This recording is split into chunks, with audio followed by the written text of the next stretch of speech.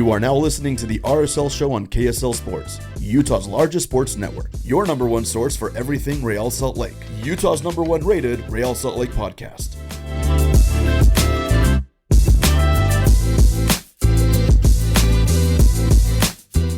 All right, welcome in. It's a brand new edition of the RSL Show on the KSL Sports Network. Alex Napoles, Josh Clark, no Carson Lance. He decided to take a vacation right at the beginning of the season. Who does that? The nerve. The nerve from the intern to just decide to walk up and take a vacation. Yeah, I guess we'll allow it since I'm going on vacation here in 3 weeks. Real Salt Lake falls to San Diego FC 3-1 in a game that I think the score doesn't necessarily reflect the play of Real Salt Lake, but nevertheless, it's 0 points at home against an expansion side. And we'll get into that. I'm sure Josh has plenty of feelings about San Diego. Oh, yeah. Mostly hate because of Andy, but I have feelings. But before we get into that, let's talk about just some of the news and some of the stuff happening around the league. First of all, congratulations, Diego Luna, who gets another call-up under Mauricio Pochettino, and he's heading to the U.S. men's national team camp. No other Real Salt Lake player selected, though. Unfortunate for Emeka and Nelly. Thought that Emeka would have a good chance to be selected again, but this time it's only Diego, and he'll be heading out to Pochettino's camp. The coolest part about this call-up for me is it's not a tryout camp, right? No. This is the camp of guys you expect to see World Cup qualifiers, whatever the Gold Cup. Is it still the Gold Cup, or do they change the name to It's Nations? still the Gold. No, it's still the Gold Cup. Well, the Nations League is a little bit different, but okay. they're both tournaments that they play. Right. So this is a real senior call-up for Diego Luna. This is one that you can really hang your hat on and say, okay, he's a legitimate national team player now, right? And I'm so pumped for him. I think he deserves it. Obviously, his time got cut short. His first stint with the national team, but I think obviously the broken nose situation and all that played a little bit of role in this, but I think Diego's hard work, creativity, and just skill as a player is what's carried him through this. So props to you, Diego. I hope you kill it. Some of the notable names called up as well to this camp: Christian Pulisic, Josh Sargent, Tim Weah, Tyler Adams, Weston McKennie, Yunus Musa, Matt Turner. All the killers, man. All the killers. This is, if the World Cup was happening tomorrow, this is probably the best, minus maybe a couple of injured players, but this is probably the best roster Pochettino can call up. This is a senior call-up, like you mentioned. Yeah, it's so cool. It's awesome to see Diego Luna a part of that. Congratulations, Diego. Again, unfortunate for Emeka. Thought he would have had a good shot to continue to be called up, but I'm sure there'll be more opportunities coming down the line for him. There absolutely is, and the hard part about Emeka's position is the guys in front of him, super solid, right? Yes. So when healthy, yes. So it's a little bit of a bigger mountain to climb for him, but I think he can break through it at some point. Taking a look around the league, took really a lot of good matches, low-scoring matches this weekend, Josh. You got Columbus Crew and Houston drawing 0-0. Probably the only high-scoring one of the weekend was the Seattle Sounders beating LAFC. Both teams heavily rotated, but regardless, Seattle 5 goals on LAFC. Hey, they didn't score 5 against us, so they had to unload on someone. Atlanta United and New York Red Bulls 0-0. So far disappointed about Atlanta, but I mean, they'll figure it out. Did they use all of their magic up their first few years? It's possible. And, coming into the season, there was a lot of hype saying, oh, this is the best attack in Major League Soccer, but they haven't really scored much. They haven't proved it yet. Far from it. I guess, again, I think they'll be fine at the end of the day. It's still very, very early. Guys are still meshing, but I think Atlanta will figure it out. Yeah, they're definitely going to be in the conversation come playoff time. Yes. DC United 2-1 over Sporting Kansas City. Hey, I think Sporting Kansas City has a Peter Vermees problem. They have a Peter Vermees infestation, and they've had it for years.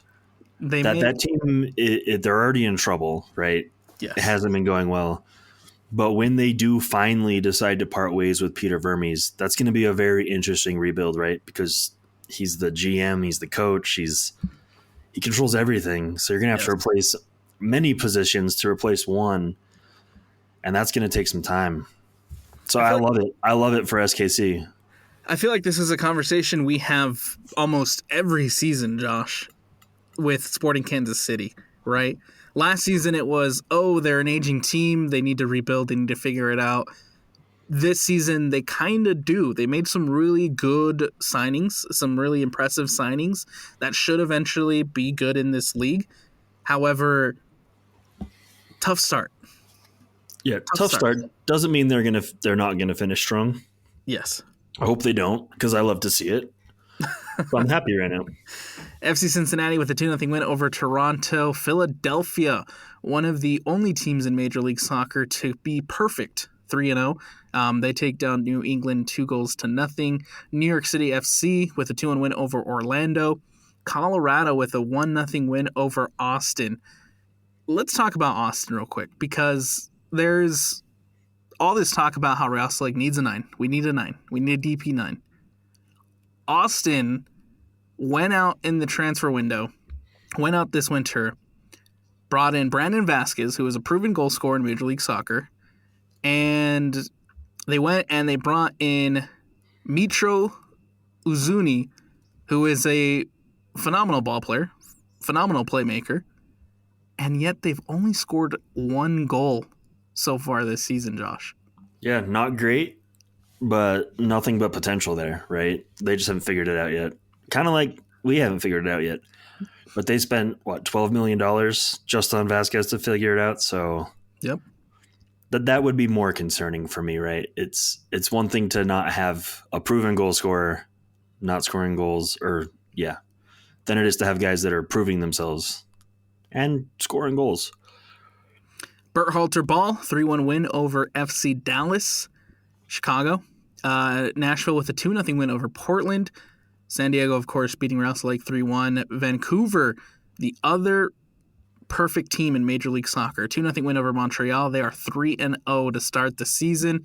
San Jose tastes defeat for the first time, losing 1-0 to Minnesota.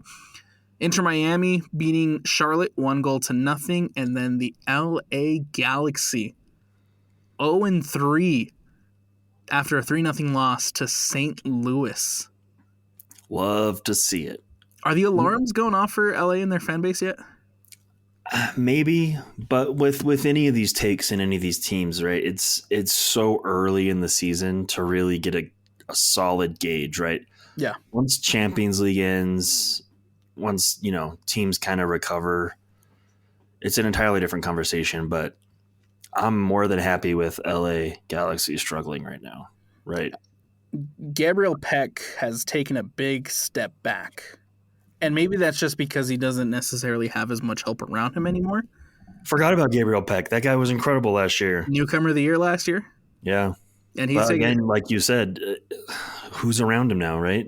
The Galaxy did get rid of a lot of players, and they still have a lot of quality on the team, but it's kind of a new look LA Galaxy at the moment. Not having Paintsel hurts. Not having Ricky Pooch hurts. Not having Joveljic hurts. It's a big one. Yeah.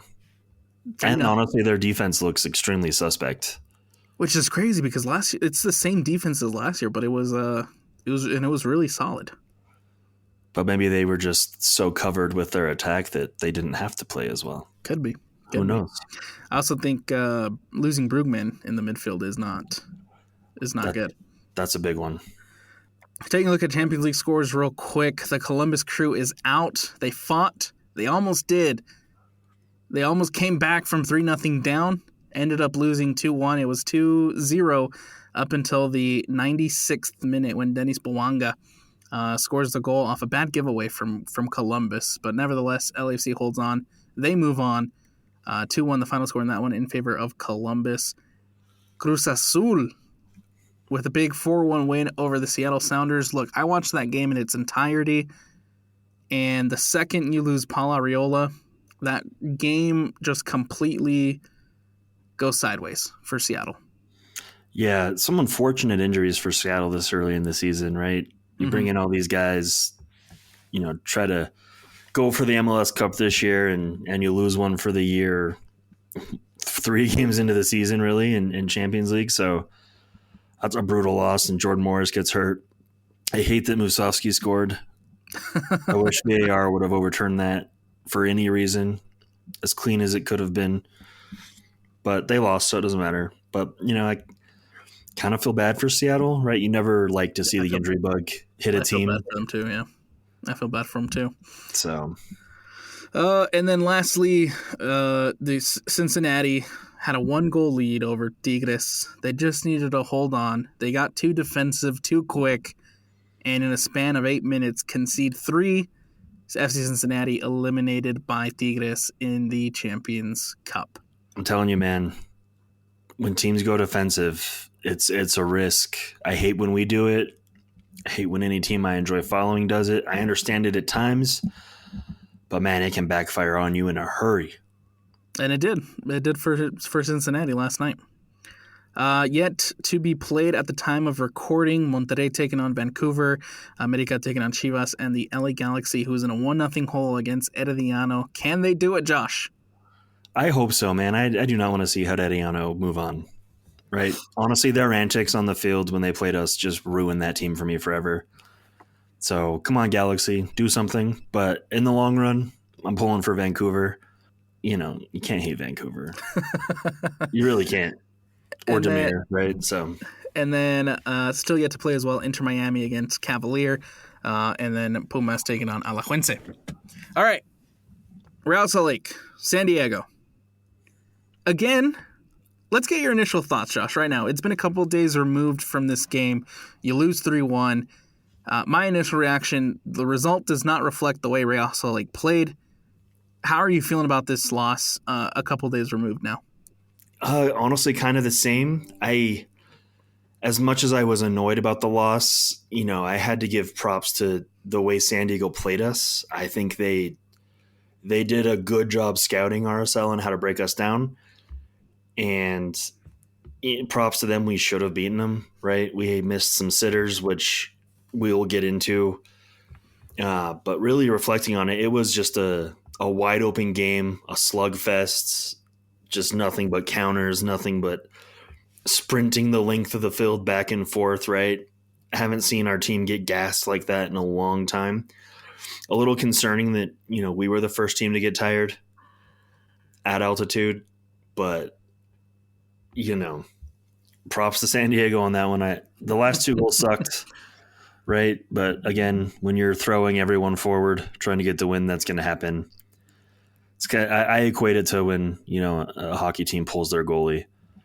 It's right. Kind of what it feels like. But yeah, I mean, good for San Diego, I guess. Bad for us, but they did a job scouting us and lining up, in a way to beat us, and you can't fault them for that. So props to them for not just, and it's not just for that, well, what am I trying to say? It was kind of refreshing to see a team on the road not come in and play for a point. You know what I mean? They definitely did not. They definitely did not. That was full throttle for 90 minutes from San Diego, basically. Starting 11, unchanged from the last game. Gets the 2-0 win against Seattle. And then you go unchanged into this one against San Diego. Cabral in goal, Jermaine Brown, Philip Quinton, Justin Glad, Alex Catranis, Emeka Nelly, Brian Ojeda, Dominic Marchuk, Diego Luna, Diogo Gonçalves, and you, of course, Adi Piol starting up top. First 10 minutes, really well for Real Salt Lake. All RSL the first 10 minutes. All RSL. That first 10 minutes, you're like, all right, this is going to be a good night. I'm enjoying this, right? But as time wore on, and we talked about this during the game, it was San Diego was looking inevitable, right? Yes. So you have, first 10 minutes, Real Salt Lake is basically controlling this game, kind of passing it around wherever they want. I think San Diego at this point is just kind of sitting back and waiting to see what Real Salt Lake is doing. Yeah. Right? They're waiting to pounce. Exactly. But luckily, Real Salt Lake strike first in probably one of the most beautiful goals I've ever seen on America First Field, Josh. 27 passes. Just beautiful tiki-taka football with, the ultimate icing on the cake being Diego Luna playing a ball wide to Mark Zook. Mark Zook sets it up, and Adi Piol gets his first goal for Real Salt Lake. 27 passes, man. It's a thing of beauty, right? It's a team goal. It's what you want to see. And then, of course, you want to see your 9 get on the score sheet, get a debut goal. He almost had a goal prior. Luckily, was called offside to kind of save him the embarrassment of the breakaway miss, right? Which there were 3 of. So, his embarrassment would have been eased a little bit. But yeah, just a beautiful team goal. So happy to see, Ari get on the score sheet. I really am excited for what's to come from him. I really am. Seems very promising, man. We talked about it last week a little bit after that Seattle game. Just kind of carried that over into this San Diego game, and then obviously gets on the score sheet, man. I don't think you can ask for much more from this kid who a lot of question marks coming into the season, right? Because he didn't have a lot of film. There wasn't really much playing time under his belt. Like, a lot of question marks for Adi Piol coming into the season, but so far he's stepped up to the challenge and he's done well.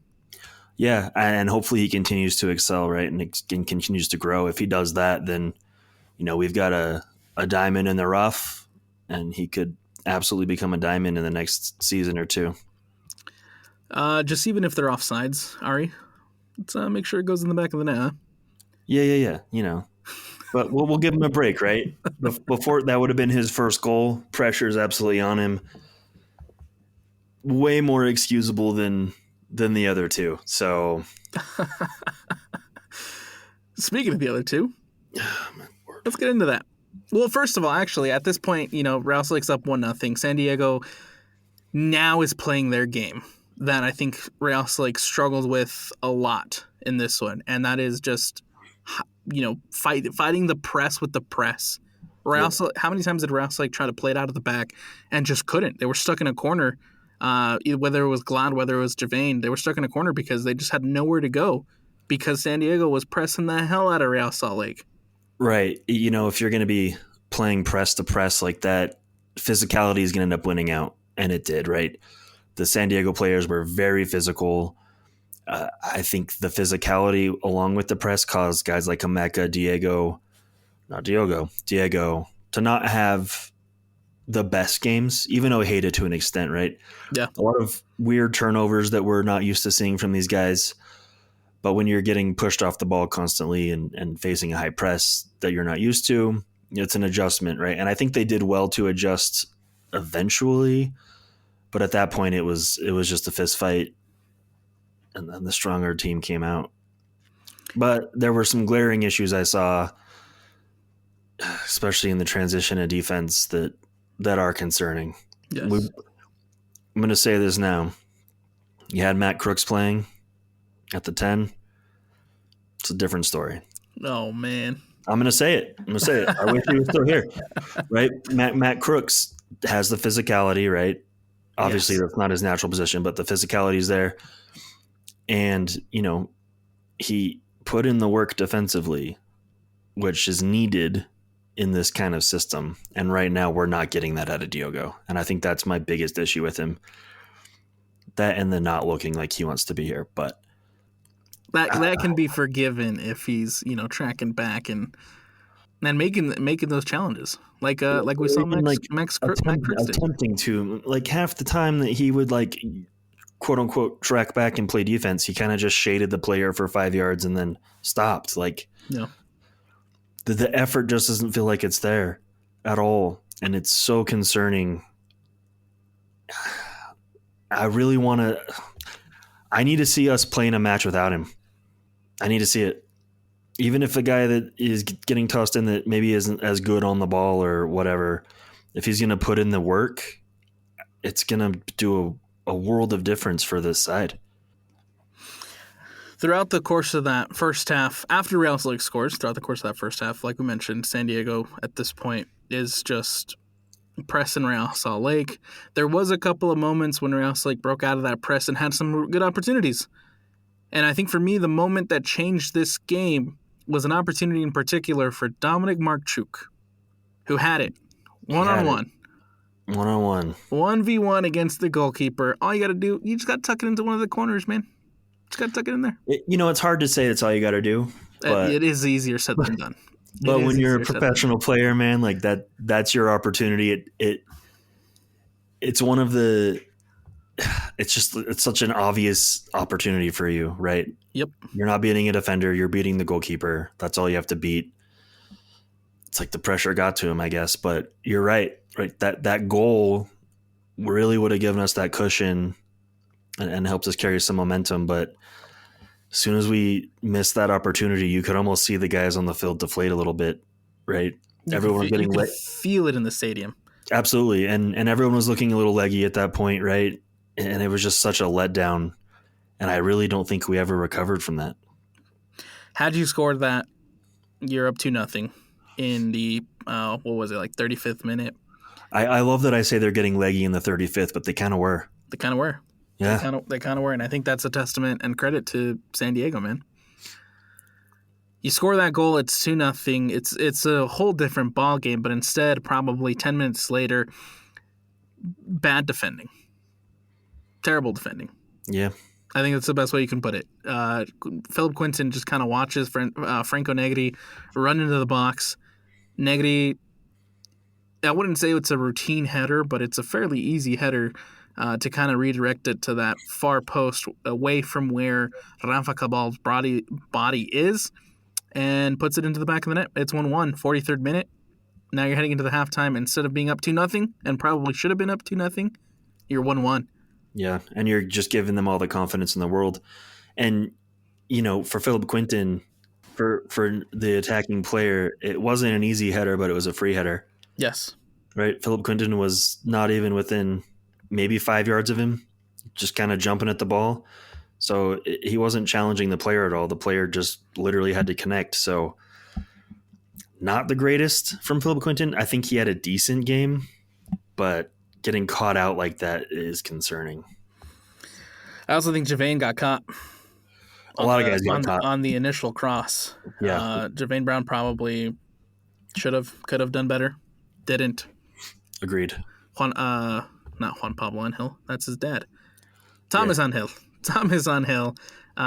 Basically has a free cross into the box, and then, like you mentioned, Josh, a free player inside the box to put that in. Like I mentioned, it's 1-1 at the break instead of being up 2-0. Yeah, just a lapse, right? And honestly, to be fair, to this point, Cabral's made some incredible saves. Yes. So it's not like we were completely clean defensively, but we do have a goalkeeper keeping us in these games for the most part, right? As much as he can.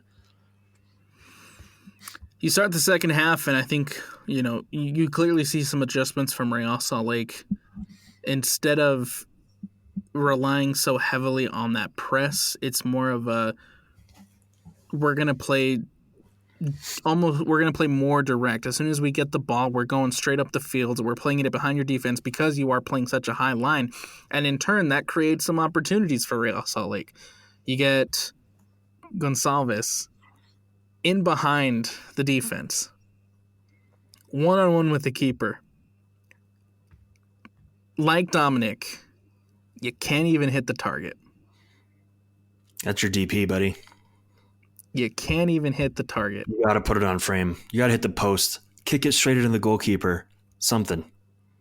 Both Dominic and Diogo, they had it, man. They had the goals. That's the only thing. I mean, it's so frustrating, right? Diogo is invisible for 90% of this match. Gets his opportunity. Just fails.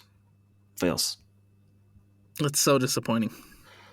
And I'm watching the replay right now of Dominic's too, and that one's just as bad. Yeah, they're both terrible, but one's a DP, one's not. Yeah, but they're still both sitters, essentially. No, absolutely, but it makes it worse that is the guy you've paid to come in to do that, to do exactly that, to do exactly what that situation was, and you just can't. Yeah. I know some people out there want us to rag on Luna a little more than some other guys, but at least they put in some effort, man. Second half again, San Diego had a couple of really good chances too, right? We talked about Cabral coming up big. Real Salt Lake, I feel like in the midfields was just completely stretched. Yeah, I was going to say the one thing San Diego did really well was stretching that ball and getting everyone on RSL just pulled in every different direction. And it's really hard to counter that when, they're not turning the ball over when they're stretching the field like that, right? They're completing every pass. It was kind of a masterclass from San Diego, honestly. It looked really good. There was never a moment where they were like playing the ball. I mean, there was a few, but most every ball they played wide, switching the field, connected. And when you're defending the right back and he's playing the ball to the left wing 60 yards away, that's a big shift, right? You have to shift your shape entirely across the field, and they just did it in a speed that it's really hard to keep up with. So it was kind of cool to watch, honestly. I wish it was us doing it, but despite struggling in that second half a little bit, Real Salt Lake still had some really good opportunities. Forster Ajago comes on. He had a couple, specifically one where, again, a ball's played in behind. I believe it was off the head of Brian Ojeda. You're same situation. You're 1-on-1, but instead of taking, too many touches, you decide to take that shot from outside the box, similar to how we did against Seattle. This time, though, it goes straight at Dos Santos. Dos Santos comes up with a routine save, and you miss out on that opportunity. That's a good title for the show, Missed Opportunities. Missed opportunities. And listen, I know I sound like I'm really ragging on RSL right now, but we didn't look terrible through any of this, right? No. It was back and forth, back and forth, back and forth. I just never got the feeling, especially after the substitutions, that we were going to be able to finish. Mm-hmm. Questionable subs, Josh? Pablo kind of said it himself in the postgame. Reflecting on the substitutions, he may not have made those changes, right? I think Dominic needed to come off. He was clearly gassed, but he was putting in a lot of work, right? Especially when you're playing the ball over the top a lot, right? He's just sprint after sprint. I don't love Bodie coming in for that position. He hasn't shown really anything for me in the attacking sense. Catranis, I kind of get, Pablo kind of said that's just kind of a planned sub every game because that left back is asked to do so much work. Yes. And I thought Junko did an okay job. Okay job. I'm saying okay. Okay. We'll get into it. Yeah. And then, with the amount of work Anelli and Ojeda are doing, I really expected to see a Palacio come in. Especially with how difficult it was to control that midfield. Right. I kind of hope give... for a little bit of a tactical change, honestly. Kind of clog it up a little bit. Yeah. Give credit to Luca Del Torre and Anibal Godoy, who bodied Emeka and Ojeda and won that battle in that midfield. And then you have Trevor Skov, who, number 6, the captain, Josh? Yeah, the center back. No, midfielder. He's a midfielder? He's a midfielder. Bro, he looks like a center back. I thought he was a center back. He's the third piece of that midfield for San Diego. Got it. That makes sense. Boy, did he get under the skins. You got to imagine, he's one of those players that I would love at RSL, but man, I hate him right now. Ajago has a couple of good opportunities in that second half, and then, the subs are introduced. Rafa Cabral comes up with some more big saves. And then just when you feel like, Real Salt Lake might be able to sneak out with a point, which, again, you probably shouldn't be saying sneaking out with a point at home, but you kind of needed to sneak out with a point in this one. Especially after you miss 2 sitters. Yes. Yep. Junka gets absolutely beat on that wing. Your fresh legs just outpaced, left in the dust by San Diego's defender, by the right back. He crosses it into the box, takes an awkward deflection, lands right in front of the San Diego player, and Dreyer is able to make it 2-1 in the 91st minute. Yep, nothing like giving up a stoppage time goal to lose those points at home. Yep. Nothing feels better. Oh, Absolutely love it. do you remember when they put the board up and it showed the 7, and I was like, oh, that's plenty of time to find a winner, man. Yeah, and what did I say? Well, it's funny because as soon as I said that, you have the guy on the right wing just going full sprint at Junka, and so we both looked at each other and we were like, or lose this game, and sure enough. Yep. Yeah, it's weird, especially watching it live. You get feelings, and I know that sounds weird, but anyone there can agree, right? There was no hope, right, in the stands. Everyone kind of felt defeated already, and I think that kind of came from the body language of the team and the chances that were getting created or not getting created. And I don't know. I feel like everyone was just really tense and just kind of saw it coming, and that's not great. Yeah. I wonder how much that goes back to missing 2 really, really clear opportunities. It plays a huge part in it, right? Because what gives you hope, right? Goals going in the back of the net when you're not getting a lot of clear cut chances. Yeah, and then you get, well, we'll say 3 clear cut chances because Puyol obviously missed his as well, even though it was offside when it counted. Well, actually, we can say 3 because Puyol had one in that first half where you saw the age kind of get to him, right? Where that inexperience, because there was one ball that was played to him, kind of curled in behind the defense, and instead of trying to bring it down with your chest and having an open shot at goal, you try to hit it with your head, kind of redirect your body in an awkward way, doesn't hit it cleanly, and it just kind of falls there for Dos Santos to pick it up. So you can count that one too, I guess, because Puyol, had he have brought that down, you probably have another goal there.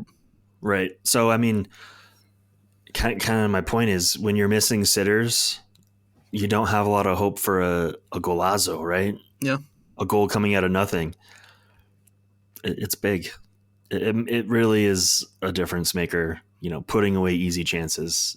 The good teams, the championship teams, will put away any chance they get. And right now, we're not doing that. Do you have a man of the match for this one, man? Cabral, again. I'll give it to Puyol just because he scored. That's fair. Yeah, I'll give it a Puyol. But realistically, this game could have been an absolute slaughter. Well, I mean, and realistically, this game should have been 3-1. Real Salt Lake. It could have been a slaughter in either direction. Not San Diego, Yeah, but I mean, Cabral, I'll say it. Cabral's making saves that I don't think Zach McMath would make. But I agree with you 100%. So I'm very happy with him. Or should I be contrarian and say that Zach McMath is better? If you want to sound crazy, go for it. I mean, to not sound like an audio fan club. Oh, well, go for it.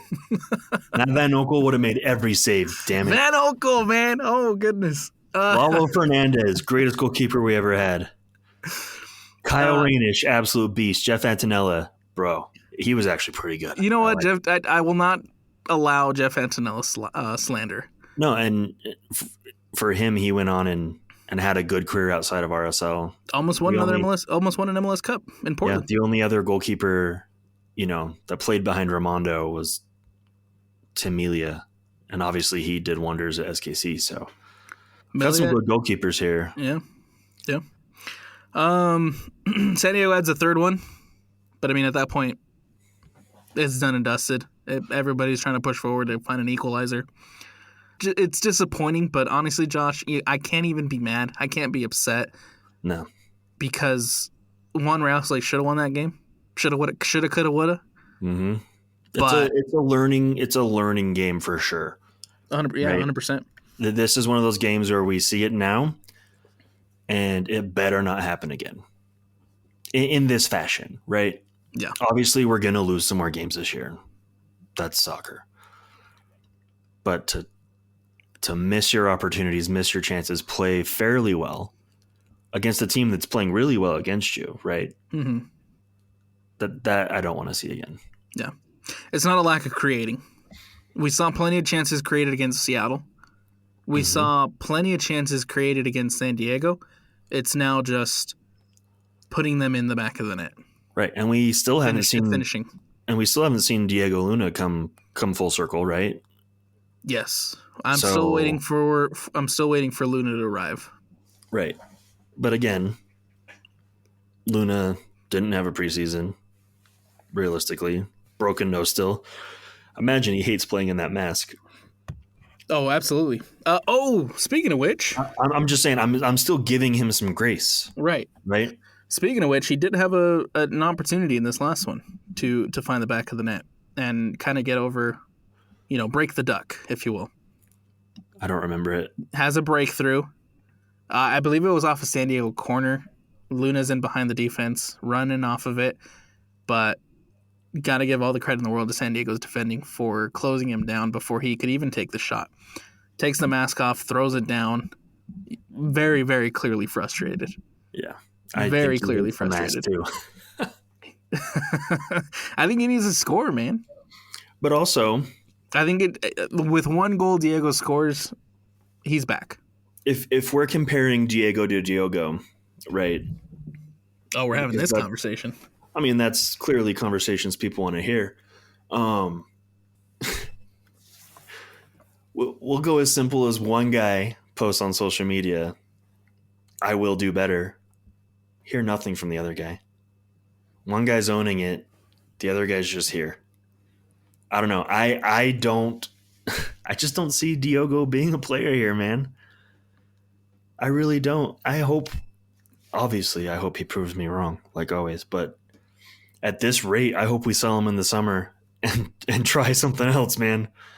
I'm honestly over it at this point. Nothing bothers me more than a player that just seems disinterested, right?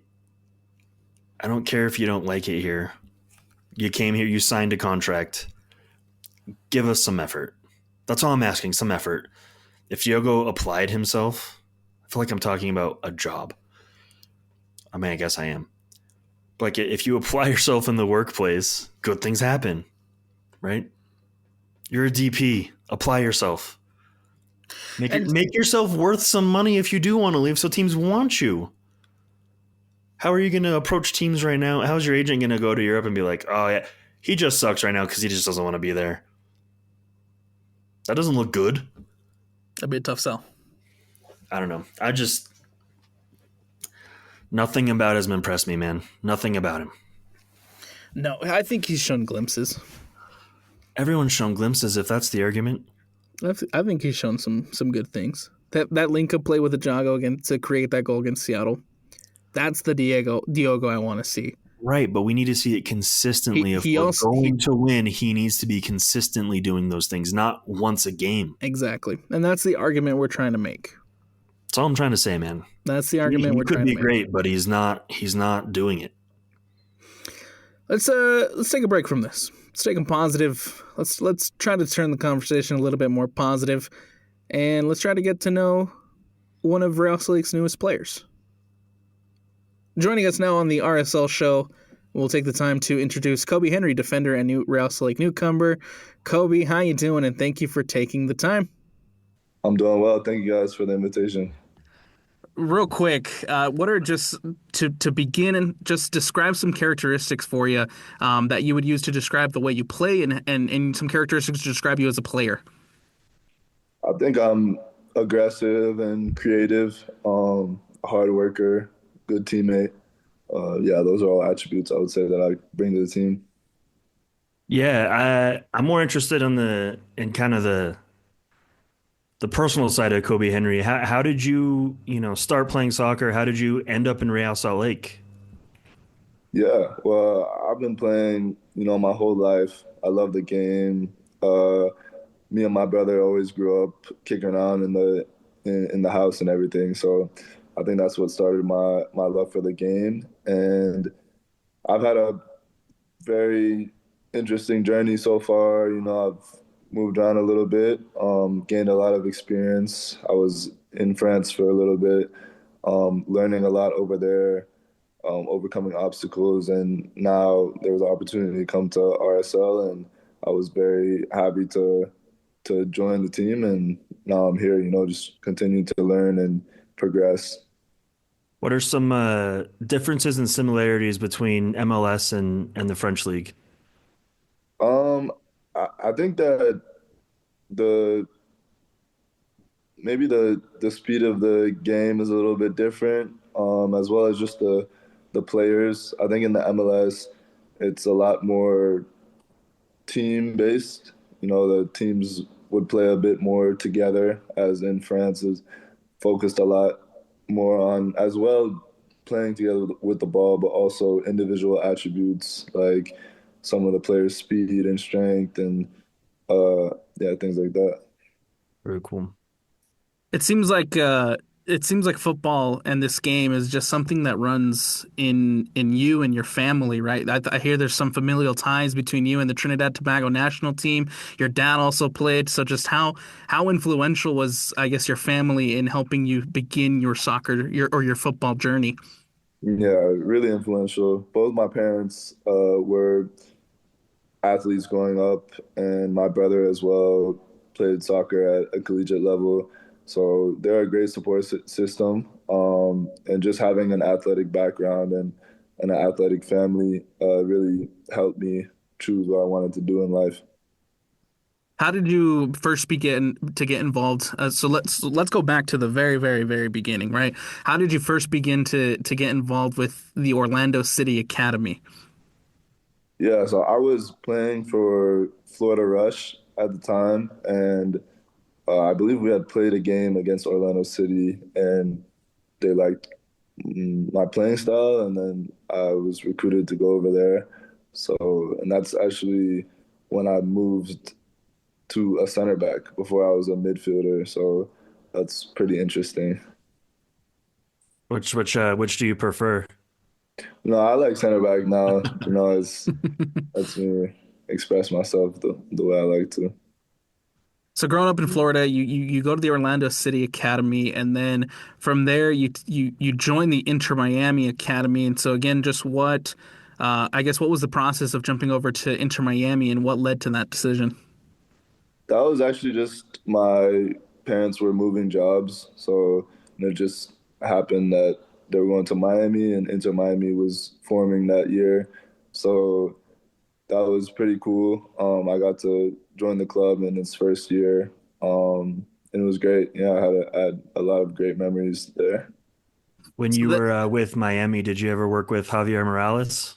Yes, I did. That was my coach of the U17 team, actually, and it's one of the biggest RSL legends. So that's great. That's a pretty cool tie. I love that. How is he as a coach, right? I feel like the fan base here obviously recognizes him as a player and the legend that he is, like you mentioned. But how was he as a coach in that first year for you at Inter Miami? He's great. He's great. He's, an intense coach. You know, he wants the best out of his players.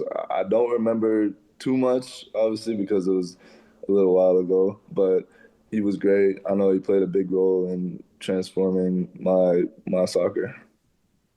So then, how do you go from being in the Inter Miami Academy to basically kind of packing up your life, moving across the country, and signing your first professional contract with Orange County in California?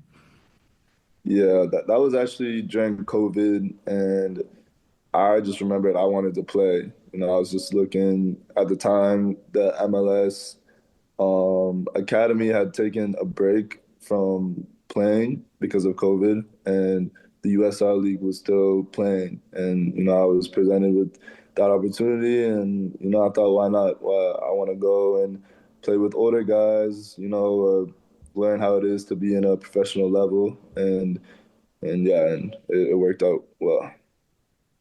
So what does that learning curve look like? How difficult is that learning curve when you're, 16, 17 years old, you move across the country, you sign that first professional contract. Now you're playing against, like you mentioned, older guys. You're playing with against professionals, right? So how difficult is that learning curve for a guy at your age making that move at that time? Yeah, I think it was it wasn't too difficult. I think I was just enjoying it at the time. I think the guys were very helpful, inviting young players in, and it was good just to know what it's like to be in a professional environment with older guys from such a young age because I just gained experience. And what did it mean for you to kind of break through quickly with Orange County and go on and at the end of the season you win a USL championship, right? What does that mean for you to go through that and have that championship under your belt? Yeah, it was great.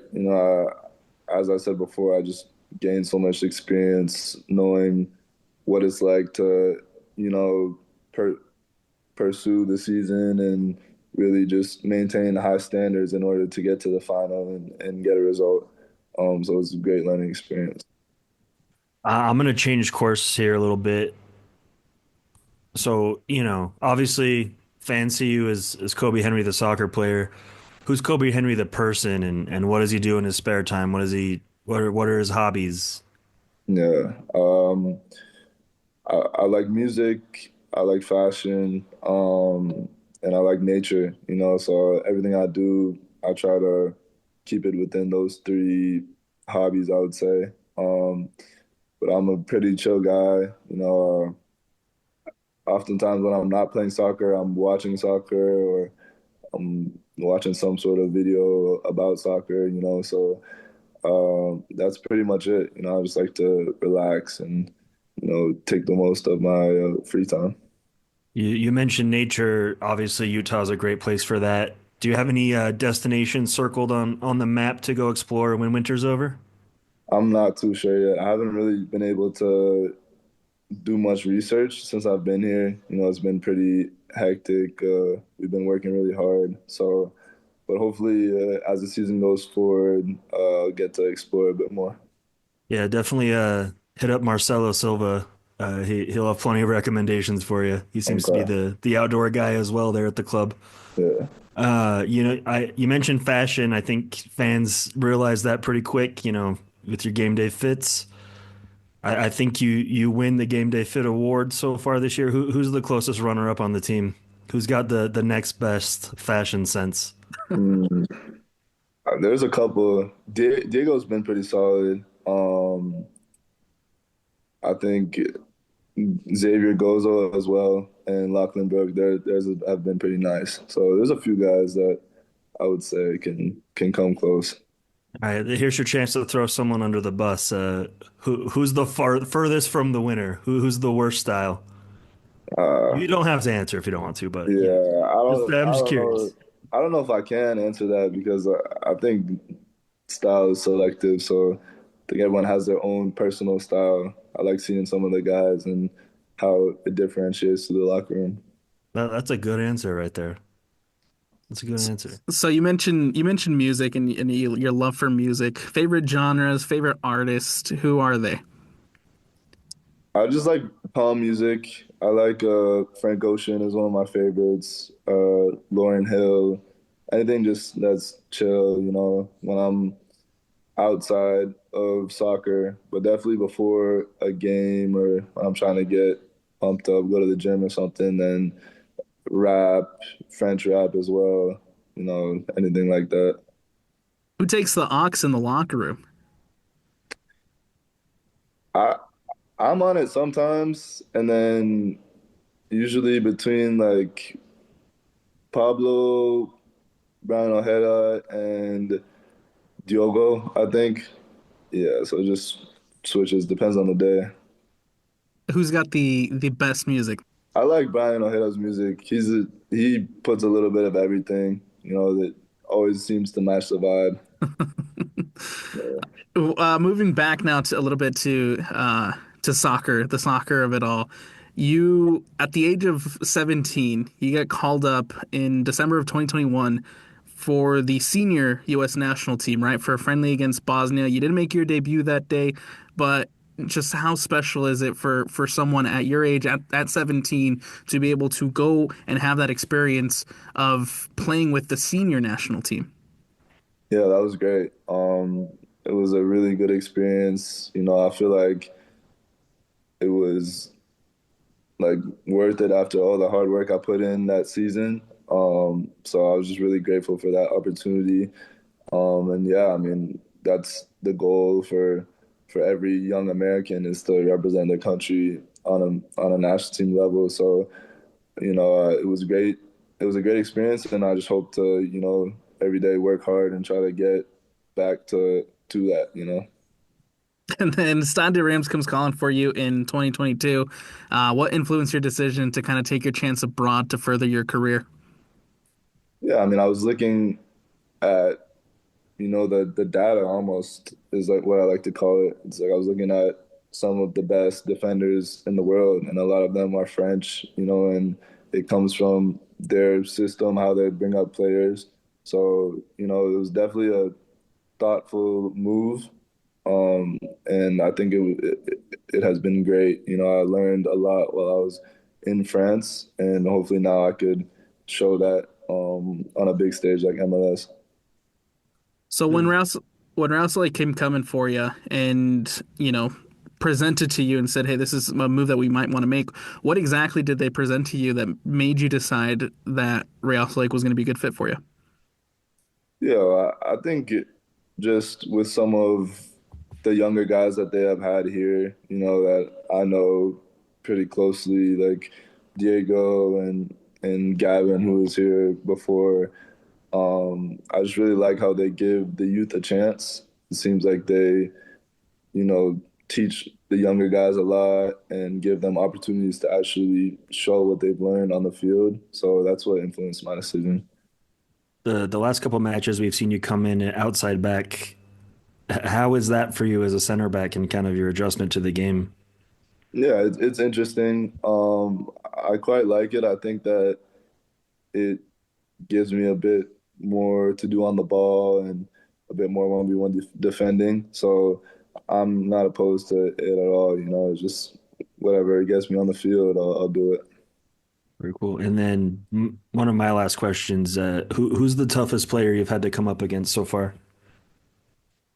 That's a good question. In the MLS or Just overall, right? It could be Academy, USL, France, MLS, wherever. okay. There's a young player in France. We call him Momo Jacon. He plays for Stade de Reims, and he's really, really, really good player. Really skillful, and I would always enjoy doing 1v1s with him in training, and yeah. So I would say him. I'll have to look him up. Yeah. Obviously, it's your first season here. You're on loan. What is your goals, I guess, through this first season while you're here on loan at Real Salt Lake? What are your goals for you personally? My goal is to play as many games as I can, help the team out as much as I can, and just show my talent and show what I could bring to the table. I just want to really help this team and help us like have a great year. Is there a specific moment, looking back at kind of your soccer career and your journey, is there a specific moment that you can kind of pinpoint and say that that's the moment that you realized you wanted to be a professional football player? Mm, I think just growing up, like my older brother would always just be watching Premier League and playing FIFA and things like that. So I think that just, got me obsessed a little bit with soccer. So I think ever since then, I've really been attached. Obviously, like we have a whole season ahead of you, but when you kind of take a look at your career and your journey so far, is there a specific, I guess, is there a specific place that you see yourself in 5 years, maybe 10 years in your career, and kind of where you want to be as far as your soccer career goes? Yeah, I mean, I want to be at the highest level possible. I want to be, playing Champions League and representing my country, all of that. So I'm just really trying to work hard now so I could get there. Is there a particular club, in Spain, France, England that you would just absolutely love to play for? A dream club? Not really, honestly. Like I want to get there and whatever will take me there. Cool. What about just like being a fan of? Do you have a Prem club, a La Liga club that you love to watch? I like United. United has been my team since I was young. That's the right answer. Yeah. It's been Yeah. a rough couple years for United, though. Yeah, Real quick too, to kind of focus in on a little bit of I guess the action that has happened the last couple of weeks, right? Not the best result against San Diego, but still some pretty positive performances. How do you guys, one, how do you guys work on just finishing some of those opportunities that you had against San Diego a little bit better? yeah. I mean, I think it just comes with repetition and focus. Like everyone knows that they need to be locked in, and we need to be doing better in the games. You know, it's not a secret. So I just ask the fans to be patient and know that we're working hard. You know, all the guys are trying their hardest, and it's going to be better. You've had some pretty good opportunities on set pieces. I'm really pumped to see you bag a goal here. I think you'll get one this year. So I keep it up, appreciate man. it. I appreciate it. Thank you. And then lastly, just looking ahead at that Houston game on Saturday, what's kind of what has Pablo been working on with you guys to obviously put that 3-1 result behind you and just move forward into this next game? Uh, I mean, I think it's just been, you know, trying to continue what we've been instilling, the values we've been instilling since the beginning of the season. You know, it's just really trying to play the RSL way and just, you know, get better at the little details. And I think we'll do good. How's your relationship with Justin Glad, Brian Vera, and the other guys in that? Not only I guess in that center back room, but I guess just in the defensive room as a whole, right? What's that relationship like?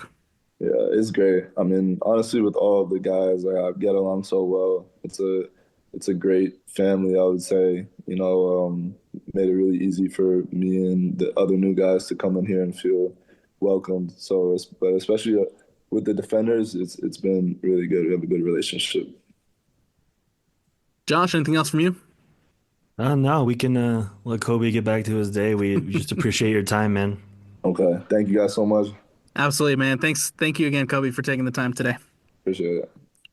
All right, so there you go, Kobi Henry, here on the RSL Show. Again, we want to thank Kobe for his time. Thank you for joining us. And now let's look ahead and move on to the next game, the Houston Dynamo, Josh. Oh boy, let's go. So pumped to play them right now because I think we can absolutely demolish them, and we're due to demolish a Houston team. But are we going to? That's the real question. Houston's poor. They're poor. They've been gutted, realistically, right? Worse so than you could say RSL was gutted. This is an absolute prime opportunity for Real Salt Lake to go out there, gain some confidence, put some balls in the back of the net, and maybe quiet this rivalry that I think might be dead already because of the players that are gone. But I just hope someone goes out there and embarrasses Griffin Dorsey, and we put 5 in the back of the net, and we can all be happy next week when we record. I think as long as Griffin Dorsey's there, as long as Bossy's there, as long as really Artur and Franco Escobar, as long as they're all there, there's going to be a rivalry. Yeah, I think I just really hyper-focused on Steve Clark, Griffin Dorsey, and Corey Baird. I know Corey Baird's been gone for a little while, but those are the 3 that I just see that. You know what I mean? Well, Vera and Bossy very much do not like each other. Okay. Also with Vera, I hope we see him on the field and not Philip Quinton. I feel like Quinton played okay, but we need to see Vera on the field. I feel like you have to start Vera. He's too good of a center back to not be starting. Yes.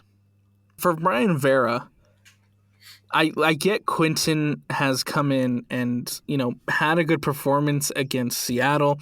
I get not wanting to make too many changes, but I feel like in a game like what we saw, and obviously, hindsight is a great thing. Who knows how San Diego would have came out in this one? Who knows really that San Diego would have pressed the crap out of Real Salt Lake the way that they did? But in that game, you need a Brian Vera. Especially in a game where you're getting beat physically. You need Brian Vera on the pitch. He's the closest thing we have to an enforcer. You got to have it out there, man. Him and Catranis, which, by the way, San Diego did a really good job to take Catranis out of that game. Oh, they absolutely eliminated Catranis from getting close to the ball at times, right? Again, they scouted the hell out of RSL, and they did a good job. I think for where San Diego lacks talent, they have a really good coaching staff to put a good plan together. Mm-hmm. And we saw that. And effort, right? They have the effort. Yes. Which Diogo does not have. Say it again. All right, back to Houston. Bossy Nicolodeiro scored against Inter Miami. And those are probably the two most dangerous players that you have to watch out for. Yeah, otherwise Houston's not impressive, and I hope that doesn't bite me for saying that, but I really believe where last year and the year before we were terrified of Houston, I'm not terrified of them this year. No, and this is a conversation we had last week. This is a very, very different, very new Houston side.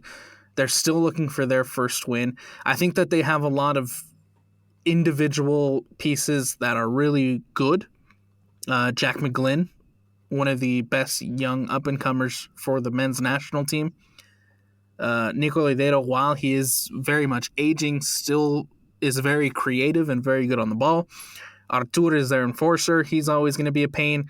Bossy is good. Franco Escobar is good. But other than that, and Griffin Dorsey, but other than that, there's a lot of individual pieces that can make life difficult. But we haven't seen that yet from Houston. We haven't seen team yet from Houston. Yeah, and if we play even remotely close to how we played against Seattle, it should be nothing but fine. On the road? It's not July, man. It's not July, and let's be real. Is Houston an intimidating place to go to?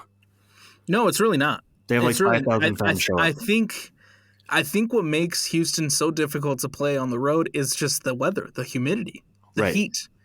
But I think it's good that Real Salt Lake is going to Houston in March. Right. It's nothing but positive for us going in there right now. It's our time to get over it. Get the Houston off your back. Get the Houston off the back, and honestly San Diego, and just kind of the up and down form. Right? Yeah. This is a good chance to go out, grab a win, get a good performance, and build off it. Just kind of like we hoped we would see after Seattle. I'm going to go back real quick.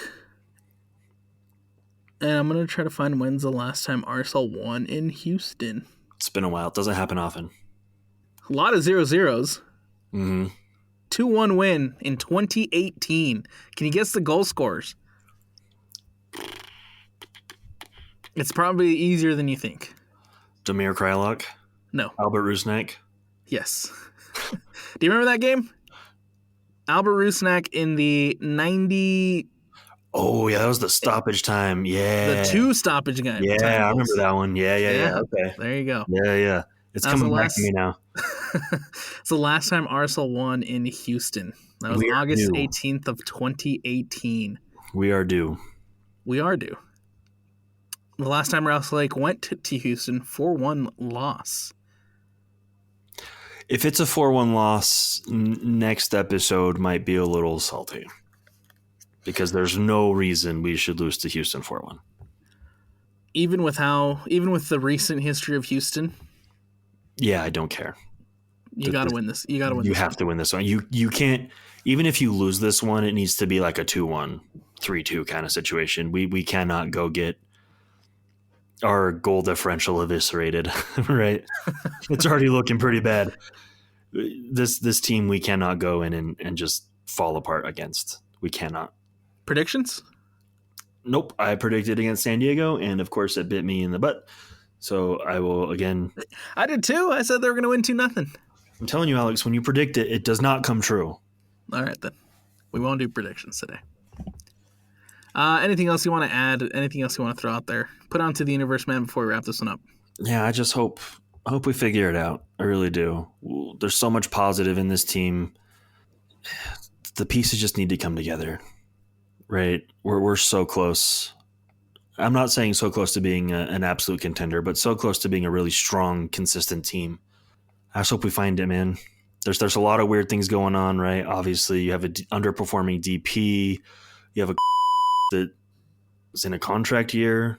Like, let's be frank, that's weird, and I'm sure it has some looming effects, even though people will say it doesn't. You know, you have young players trying to find their way. You have young strikers trying to find their way. You have the hope of a DP9 coming in. There's a lot out there. There's a lot of uncertainty. But I can be certain, and we have a solid squad for the most part, that if they can figure it out, they will be good. And I'm just kind of holding on to that hope for as long as I can. And I just hope it comes good, man. Real Salt Lake taking on the Houston Dynamo this weekend. Kickoff at 6:30 in Houston. It will be available on MLS Season Pass, Apple TV. Catch it there. And we'll talk next time. That's going to do it for us here on the RSL Show on the KSL Sports Network. Don't forget to go like. Don't forget to go subscribe. Don't forget to go do what you have to do to follow the RSL Show on the KSL Sports Network for the best RSL content.